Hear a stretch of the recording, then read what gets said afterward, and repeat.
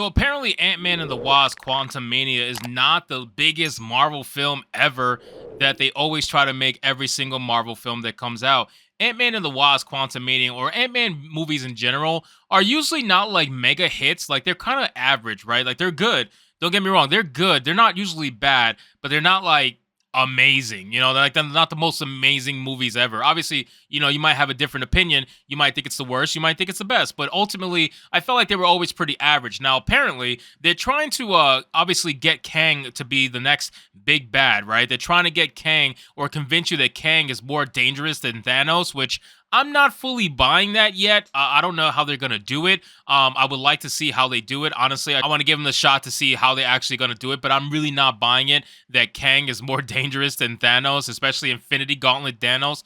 But again, now that they introduced the multiverse, a bunch of things can happen, and it just usually gets messy from here. But the funniest thing, we have an article from Bounding Into Comics that goes over the fact that the critics are completely trashing Ant-Man and the Wasp Quantumania. There isn't an audience score just yet, but the critic scores have started to come out, and my God, are they terrible. So let's get into the article, guys. It says, review scores are here for the latest Marvel Studios entry, and critics took the film to the woodshed. I'm not surprised, to be honest with you. Again, even though they tried to advertise it as the best Marvel movie ever, that's usually what they do, at the end of the day, it's gonna come out probably if it's bad. It says on Rotten Tomatoes, the film has a rotten 55% score from 114 reviews. There are 63 fresh reviews and 51 rotten reviews with an average rating of 5.9 out of 10. Now, 55%, I have the most recent one. Let's see what it is. If you check down here, it's down to 51%. 51% it's down from. So this article, at the time of the article being written, it was 55%. At the time of filming this video, it's 51%. Just to give you an idea. Again, there's no audience score numbers yet, but I'm sure that's probably going to be lower than what the critic score is. Now, the funny thing is, whenever they have bad reviews from the critics, why does no critic get accused of review bombing? How come they never get accused of review bombing? Why is it always us that gets accused of that? I guess that's the easy way out, right? So it says the film fared even worse when isolating for Rotten Tomatoes top critics. It has a 45% score from 31 top critics with an average rating of 6 out of 10. There are 14 fresh scores and 17 rotten scores. Here's what some of the critics are saying. David Sims at The Atlantic gives the film a rotten score. He writes, the story is in service of the larger Marvel engine, an increasingly creaky machine that nevertheless keeps grinding away, dropping superstar performance into CGI glop because the show simply must go on. I agree with that 100%.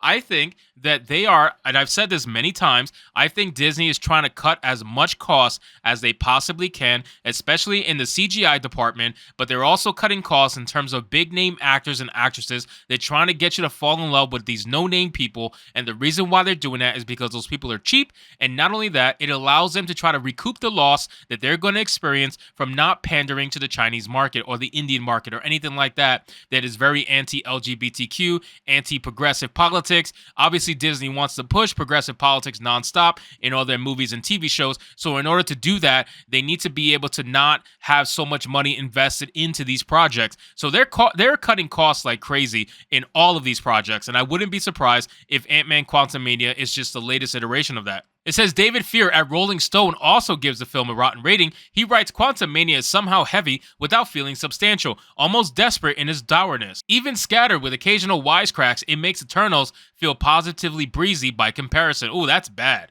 That's bad. If Eternals looks good compared to Ant-Man, that's terrible. Now, I do find it interesting that they actually mentioned in this review the fact that there has some, occasional wisecracks. And I did a video a few months back about how Marvel was doing reshoots on Ant-Man Quantumania because they thought the movie was too serious. Yes, they thought Ant-Man Quantumania was too serious, so they had to inject the typical Marvel terrible jokes because every Marvel movie has to be a joke now. Nothing can be serious anymore, and that's why you have so many fans checking out. Forget the whole wokeness and politics and everything like that. Fans are checking out because you can basically tell that Kevin Feige and the team at Marvel are not taking their own product serious anymore. It's not that everything has to be super serious, but come on, like if you're trying to sell me on these big like world-ending events and you're doing stupid jokes nonstop throughout the movie and they're not funny half the time, what are you doing? You need to learn how to take certain aspects of your story seriously, and you need to know when to inject a joke and when to just take the plot serious. And they have lost that entire idea. It says David Poland and Hot Button gives the movie a fresh score. However, he writes, way too much of the film feels like they took the story they wanted to tell and then amped it up to be bigger. I actually loved many of the ideas for places and characters, but it was all just too much, distracting from the core story.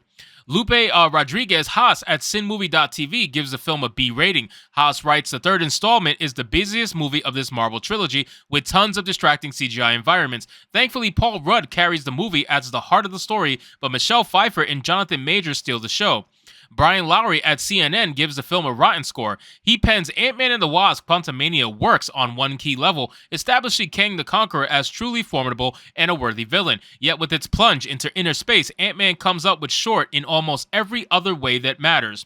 So again, it seems like they're doing the typical Marvel stuff and it's just falling flat. Nobody cares, right? Like the Marvel formula had its place. The Marvel's formula had its place, and now it's kind of overstayed its welcome. It hasn't evolved at all after Phase 3. Actually, I would say it devolved after Phase 3, and Phase 4 and Phase 5 seem like they're just trying to pull it all together, but unfortunately, it just doesn't seem to be working. I think they really need to go back to taking their IP seriously. Stop all this joking bullshit. Stop the joke nonsense. Get back to the basics, right? I really feel like that's what they have to do. And obviously stop the whole woke nonsense. It says Lindsay Baer at the Associated Press gives the film a rotten 2.5 out of 4. She writes, Majors is certainly chilling and captivating, but Kang seems like a mismatched foe for a standalone Ant-Man film, and the result is a Quantumania that is trying to be too many things. Emmanuel Noizet at the Movie Blog gives the film a fresh 6.5 out of 10. He writes, if it weren't for Jonathan Majors' performance as Kang, this movie would be a complete fail. Now, I'm not surprised he wrote that. Nate Adams at The Only Critic gives the film a rotten C+. He explains the humor is inconsistent. That's probably because they did all the reshoots. The visuals, while weird and partially engaging, are ugly, and if not for Paul Rudd's amicable charm and the 1-2 punch of Jonathan Majors as Kang the Conqueror, the MCU would be in a desperate need of some oxygen. I agree. And again, they're saying that the environments are ugly, probably because they cut a lot of money out of the CGI department. They're saying that the humor is inconsistent, and that's probably because they had to do a lot of reshoots to inject that stupid humor. So again, I just don't see why Marvel continues to do this when it's not working for them anymore. This formula needs to be evolved. Otherwise, you have nothing. Let's read this last one here. It says Kyle Anderson at Nerdist gives the film a fresh 3 out of 5. He pens, as a movie to properly foist Kang the Conqueror onto the Marvel Cinematic Universe, Ant-Man and the Wasp Quantumania succeeds, and then some. As a movie for Ant-Man, the Wasp, and their family of size-changing heroes, it's only just fine.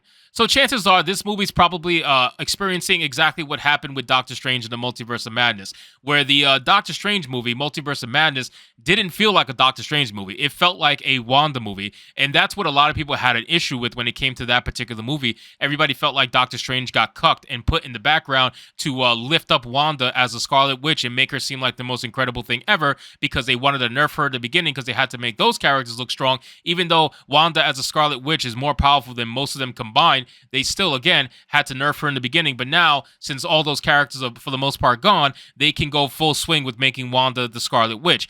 Again, they didn't have to do that in a Doctor Strange movie. They could have did that in a solo movie for Wanda herself, but apparently they must feel as if Wanda would not draw enough seats. I don't know really what that is. I guess they feel like Wanda just by herself would not be able to sell a crowd versus Doctor Strange, who is more popular, I guess, in their eyes. But I think Wanda could definitely sell some seats if they make a movie dedicated to her instead of trying to inject her into a Doctor Strange movie and trying to convince you, oh yeah, no, it's a Doctor Strange movie, but actually it's a Wanda movie. You know what I mean? So anyway, guys, thank you so much for watching this video. I hope you did enjoy, and if you did, consider leaving me a subscribe. I would greatly appreciate it. Don't forget to like the video, comment, let me know what you thought, and I'll see you guys on the next one. Hypnotic out.